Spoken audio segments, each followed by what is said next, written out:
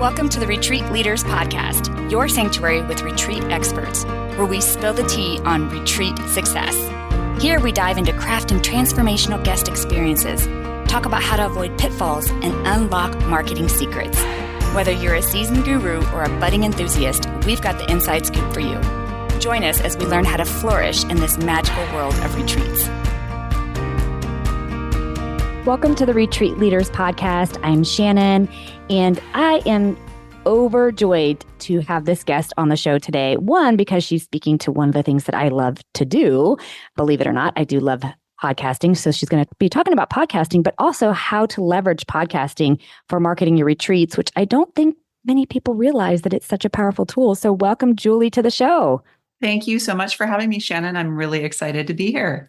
Yeah, me too. We chit-chatted just a moment before we started recording, and I really told you, how I think this can be such a powerful modality. But before we dig into the nutty grits and all that good stuff about it, how about you first just tell us a little bit about who you are and what you do? For sure. So I'm Julie Fry, and I am the founder of Your Expert Guest. We're a podcast guest visibility agency for women business owners, thought leaders, and authors. I love what I do. I feel so fortunate, and I am a huge fan of retreats, having gone on several myself. Yay. Okay, good. I love this because I have definitely had some guests on the show, which it's not like you can't add value if you've not been on a retreat, but it just takes it to a whole nother level if you know exactly, who this audience is that you're going to be speaking to, at least as far as what they're hoping to accomplish, right, as a guest of a retreat, and then how you can help them get more of you to their retreats. And so I love that so much. So let's first just talk about, why is podcasting even a valuable tool?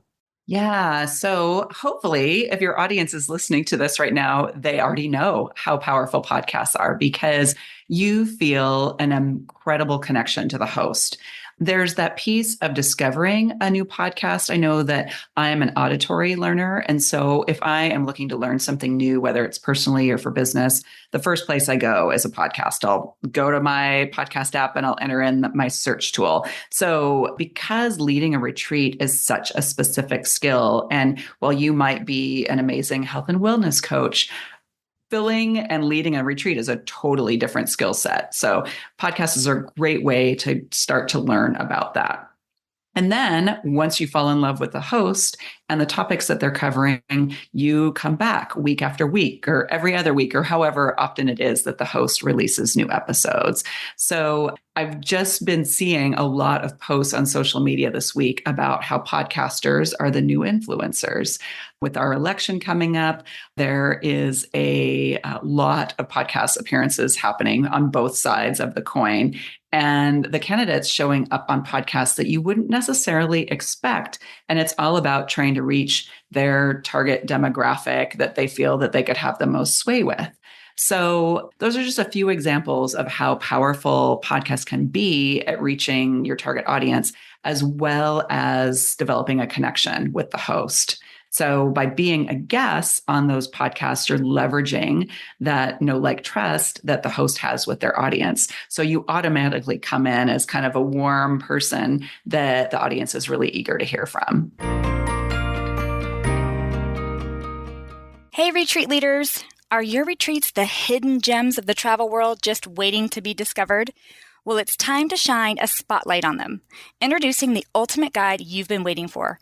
Our free guide, Top 11 Tips for Building an Email List for you, the retreat leaders.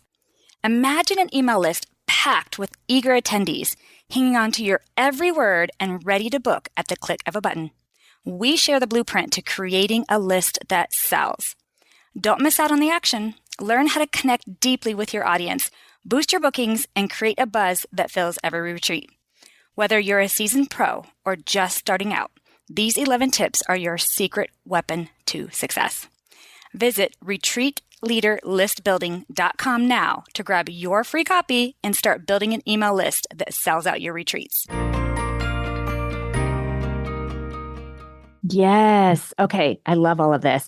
You nailed something that I thought was really important. And then I'd love for you to share either expand on this and then share other tips too. But one of the things you said is when you are a guest on a podcast, ensuring that the audience that's listening to this podcast is who you want to reach, right? So, for instance, I'll make this up. I seem to keep going to this level, but let's say you're going to host a retreat for midlife women. Well, you're not really going to go to a whatever the generation, the younger generation, is 2 or 3 generations younger, that's the audience of that podcast. That's not really who you're going to go try to be a guest with, right? Or you're not also going to go to a podcast where predominantly males are the audience if you're trying to reach midlife women. And so I just feel like that's something that people don't think about when they are pitching, I think, is they're just trying to pitch it to everybody and not realizing that they're wasting a whole lot of time. What are your thoughts on that? Yeah, 100%. So one of the strategies that we take with our clients, whether they're doing it themselves or whether we're doing it for them, is getting as super targeted as possible. And so understanding, who is it that you're doing the retreat for? Is it midlife women? Okay. Are those midlife women stay-at-home moms? Are they empty nesters? Like all of their kids have just gone to college. Do they work in corporate? So we try to get as super clear because, as you know, there are podcasts for literally everything under the sun. So you can find a podcast that is really geared towards corporate women that maybe their kids are all out of the house, and you can really stand out as somebody talking about some of the issues that they're struggling with, like finding their identity, finding new hobbies, rediscovering their hobbies, all of those things. So yeah, getting super, super clear. You need to know who you're for. You can't be for everybody. I know there's a better way to say that, but oh my gosh, no. It's one of my favorite things that I say is if you're marketing to everybody, you're marketing to nobody. Yes, and so that's the thing. Yeah, I absolutely love how you're like niche it down even further. Like, so you're talking to midlife women, but like, how can we get even further into that? Right. And so that so speaks my language because just like you can find a podcast for everything, you can practically find a retreat for everything. And so you need to narrow down who your audience is. Who is it exactly that you want to attend your retreat? Who do you want to work with? And then go find podcasts that speak directly to those people. So I love this so much. Give me some other ideas of what they should be looking for or what they should do, or just some tips on being a good host or a good guest, I guess I should say. Good guest on podcasts for sure. So after you've gotten really clear on, who you're trying to reach, when you're sending your pitches. So I know this is kind of the bane of a lot of podcasters' existence, is getting these horrible pitches, right? So a few things to keep in mind. One is, yes, you are expert enough. I see a lot of people who struggle with feeling like, oh, I'm not a big enough deal to go on a podcast. I don't have a book. I'm newer in business. And my advice is, if you have a business and people are buying things from you, if you have a client, then you're expert enough to go onto a podcast because you're already helping somebody. This enables you to go out and help more people. So secondly is, again, if you're struggling with that idea of pitching yourself, is that if the host takes guests, then you're actually helping them do their job by offering up a great topic that you can speak about, giving them just a few bullet points that the listeners will learn during that discussion. You're helping them because now they don't have to go out and find a guest to speak on their show that week. When you are sending the pitch, make sure that you just do a couple of things first. So make sure the show is still active. You can quickly look at it on your podcast app, look at previous episodes, and you'll be able to tell, like, oh, okay, they released something in October. We're good. Make sure that they do take guests, because there's nothing that annoys a host more if they don't take guests than you're pitching them for their show. We always suggest going to the website, learn a little bit about the host. What kind of business do they have? Who are their clients? What are their offerings? Like, maybe there's a possibility for you to develop an affiliate relationship. So just look for ways that you could be of benefit to the host as well. Because if they say yes and invite you on the show, they are introducing you to this whole new audience that you would have never gotten in front of anyway. So really approaching it from that standpoint of relationship building rather than being transactional about the whole process. It will just enable you and that host to have a great relationship as time goes on. And then the last piece of that is, if you do get a yes from the host, just remember that that's like the most valuable piece of the whole experience, because that host could go on to refer you to other people that might want to join your retreat. You too can have just a relationship that goes on and on and on. I experienced that myself. That's kind of why I started this business, is I saw how much being a guest on podcasts can really impact your business. And so, and that all came from one podcast interview in 2014. So just remember, the relationship with the host is huge. I love all of this. I really love the fact of spending time researching who the host is, what they're doing, and then, of course, listening to, a minimum of one of their shows, if not more, just because, you said about people getting horrible pitches. I get them every single day for this podcast. I get pitches, and I'm telling you, 99.9% of them, I can immediately tell they've never listened to the show, and I delete it just immediately. Yeah. I don't even finish reading the rest of the pitch because I can tell. I can tell because they don't know who my audience is, for one, and they're pitching something that my audience would have no desire for. What's interesting is a lot of the pitches, the people probably do have value to add to my audience, but because they didn't take the time to research it and position a topic that would fit my audience, they get deleted immediately. And so I can't stress how important that is. And what value, you're going to bring to that host, right? To that show is so important. Hey, it's Shannon here. I'm just popping in really quickly to ask a big favor.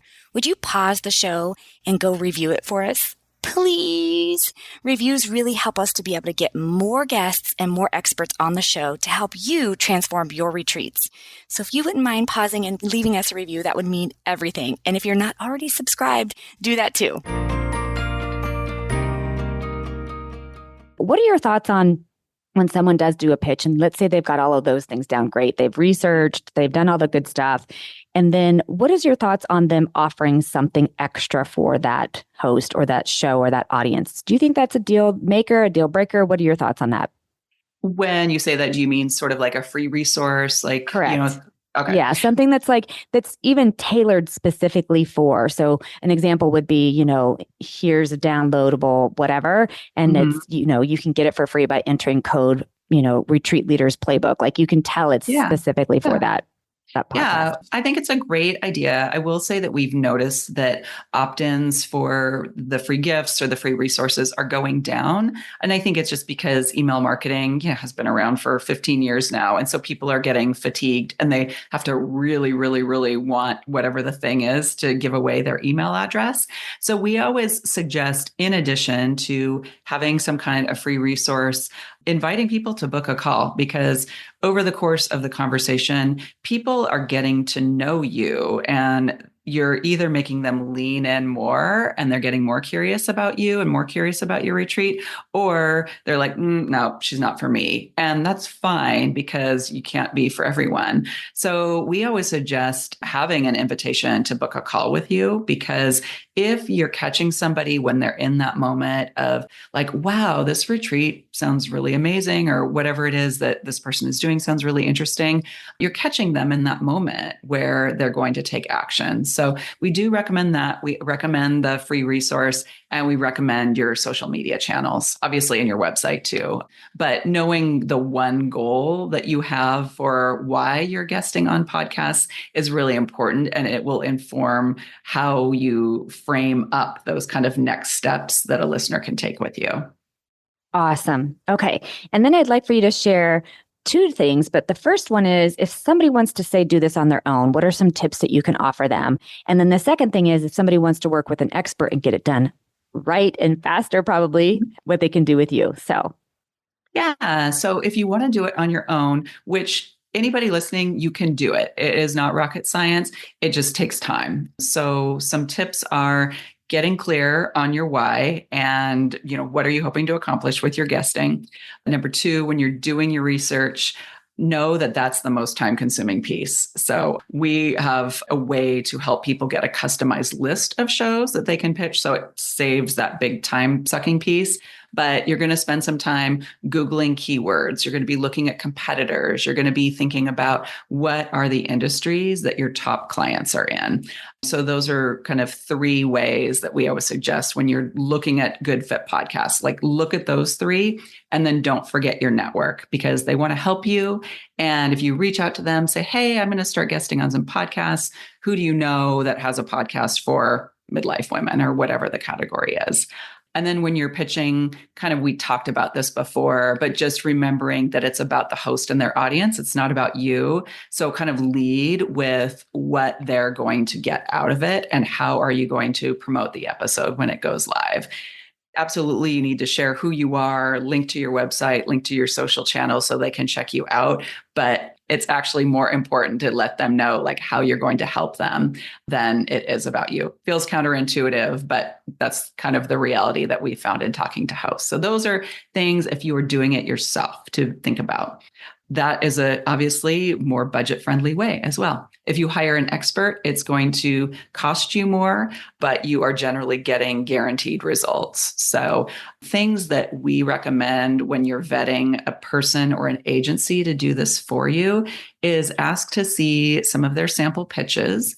The number one, I would say, kind of surprise that people who hire agencies is that some agencies don't customize pitches to podcasters. And so they just kind of get a general template and then they blast it out and kind of make it a numbers game. So that's not how you want your brand represented. So just ask to see a sample pitch and that will tell you kind of their approach. Then you can also look at their website, see what other types of clients are they working with. We do always recommend, just like anything, you want to hire a bookkeeper who understands your business. You want to hire vendors in your business that kind of understand what you do. And so looking at individuals or agencies that work with clients like you. You know, I had a gentleman who does like metals investing reach out to talk about hiring us. I'm like, we're not for you, but here's a few agencies that you might look at. So those are just a few things to think about. I love all of this. And I really love that you just said you even tell people when you're not a fit. This is something that I think people, for instance, we're talking about, narrowing down our niche when it comes to marketing. Well, it also applies to taking someone's money. We're just going to simplify it to that, right? Yeah. So business, if it's not a right fit, you will actually gain more trust by saying, you know what, I don't think I'm a right fit for you, but here are some other options for you. Well, guess what now? When that person meets someone who is a right fit for us, they're going to say, you know what, you need to go talk to Julie because my business didn't fit her model, but I really appreciated her and she really pointed me in the right direction. So you need to go talk to Julie. That literally happens. It does. One of our company values is heck yeah or heck no. And so it really applies to everything from client fit to podcasts for our clients. So it's nice to have that as a guiding principle. And we've experienced that where somebody hasn't been a fit, but then, a year later, they referred somebody to our company. Yeah, same for me. I mean, I've had people where it's like, I don't think that my retreats are good for you. I want you to be happy. And I'm afraid you'd waste your money and your time and it just wouldn't fit what you're looking for. But then they've sent other people my way who they thought it would be a fit. So I'm a big, big believer in that. And let's be honest, let's say, Julie, you said, I'm going to go ahead and work with this person, whether it was money driven or it doesn't matter, but you just decided to work with someone who's usually not in alignment with you. That tends to be a tough relationship. It tends to be more draining energetically. It tends to be just a reach for you every time because it's just outside of your normal parameters that you want to work with. And so it never ends up being good for either party. 100%. And I will say that we learned that early on by taking on a client that was not a good fit. He was kind of a bro marketer. And that shortly after that, that's when we pivoted to working with women only. And, just trusting your gut and realizing that when somebody's not a good fit, that it's best to just follow that. Agreed. Totally. Hey guys, I'm popping in to ask a quick question. Are you ready to elevate your marketing game and fill those retreat slots faster than ever? Of course you are. That's why you're here. And we've got the toolkit for you. Our top 5 marketing tools for retreat leaders guide. This isn't just a guide. It's your marketing guru wrapped up in one easy to follow package. Dive into the essentials of social media marketing, where we show you how to leverage those platforms to create a community buzzing with excitement for your retreats. Also, unleash the power of content marketing with strategies that educate and engage your potential guests. Plus, we'll dive into email marketing, SEO, and partnership opportunities that open new doors and bring in streams of attendees. So why wait to make your retreats the talk of the town? Download your free guide today by visiting retreatmarketingtools.com and start transforming your retreat dreams into reality. Okay, Julie, well, if someone wants to work with you, what do you think is the first step and what should they do? How can they start that relationship? Yeah, so our company is your expert guest. So I would definitely check out our website, look at some of our case studies and testimonials. And the first step is always having a conversation just to determine fit, if it's right for you and if it's right for us. And so we have a 20-minute complimentary consultation. We can learn about your goals with podcast guesting and visibility and let you know how we can help. And if not, I always have great suggestions for sending you to other people or ideas that could help you. I love this. Oh, I'm so excited. And for retreat hosts out there, if you didn't catch what she said at the very beginning, podcasting definitely is probably becoming one of the most influential ways for people to learn new things or hear about something that they will be then excited to participate in. And so I couldn't agree more that podcasting is one of the most powerful platforms out there. And it's definitely underutilized when it comes to retreats. So thank you so much, Julie, for being a guest. And hopefully some folks will reach out to talk to you about being a guest on other people's shows. Thank you so much, Shannon. It was a pleasure talking to you. Thanks for listening to the Retreat Leaders Podcast. Learn more at www.theretreatranch.com. See you next time.